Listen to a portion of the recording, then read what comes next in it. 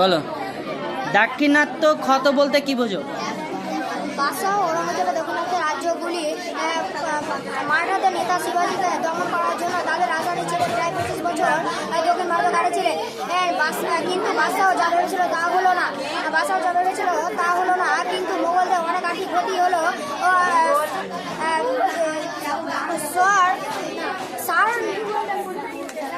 সারনাথ সরকার দক্ষিণাত্য ঘাট বলে একে অভিহিত করেছিলেন।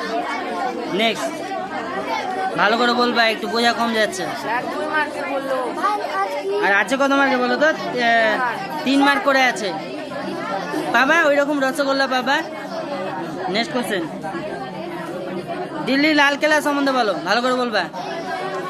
দিল্লি লালকেল্লা আগ্রাতে অবস্থিত আগ্রা দুর্গে পূর্ব দিকে যমুনা নদী এবং পশ্চিমে পরীক্ষা। দুর্গের 4টি বড় দরজা এবং 2টি ছোট দরজা, 21টি বুরুজ ছিল। দুর্গের মধ্যভাগে রাজ পরিবারের বাসস্থান ছিল। সেখানে অন্তত একটি দপ্তর ছিল। দুর্গটি 91 লক্ষ টাকা দিয়ে খরচ করে এটি বানানো হয়েছিল। দুর্গ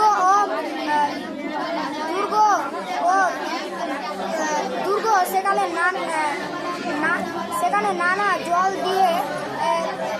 বয়ে যেত। সেখানে নালা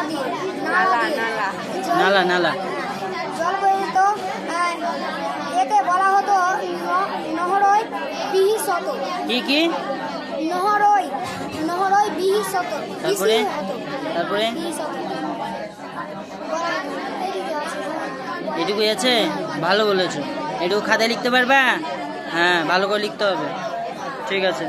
আর এটা হয়েছে না 3-এর ছিল না? 3-এর না 4-এর? নিচেরটা 4-এর। মুঘলরা কেন নিজেদের বাদশাহ বলতো? বাদশাহ শব্দটি ফারসি শব্দ, যার অর্থ শক্তিশালী শাসক। মোগলরা বাদশাহ শব্দটি ব্যবহার করত। এই উপাধি ব্যবহার করত বোঝাতে চাইতেন যে দেশ শাসন করার ক্ষমতা অন্য কারোর অনুমোদনের ওপর নির্ভরশীল নয়। 1907 খ্রিস্টাব্দে বাবুর কাবুলে পড়ার সময় বাদশাহ উপাধিটি গ্রহণ করত। আচ্ছা, রিক বলো, দিল্লি সুলতানদের কখন খলিফাদের অনুমোদন দরকার হতো? এটা হয়নি, পড়তে হবে তো, ঠিক আছে বলছি, পড়তে হবে তো। হ্যাঁ, নেক্সট, তাহলে তুমি এর আগেরটা বলো, দাক্ষিণাত্য ক্ষত বলতে কি বোঝো? মারাঠার শক্তি অনেক বেড়ে গেছিল। ওই তোমরা আসতে পড়বা, একটু আসতে পড়ো। দক্ষিণাত্যের রাজ্যগুলি জয় করতে পারলে সেই সময়ে সেই রাজস্ব আদায় করা সহজ হবে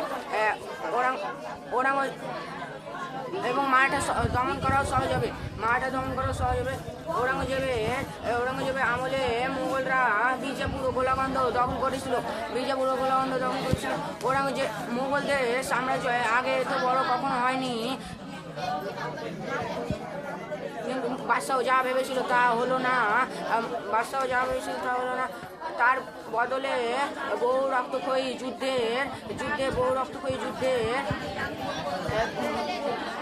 অনেক আর্থিক ক্ষতি হলো। এই দক্ষিণাত্যের ঘাটগুলি আর সারানো গেল না।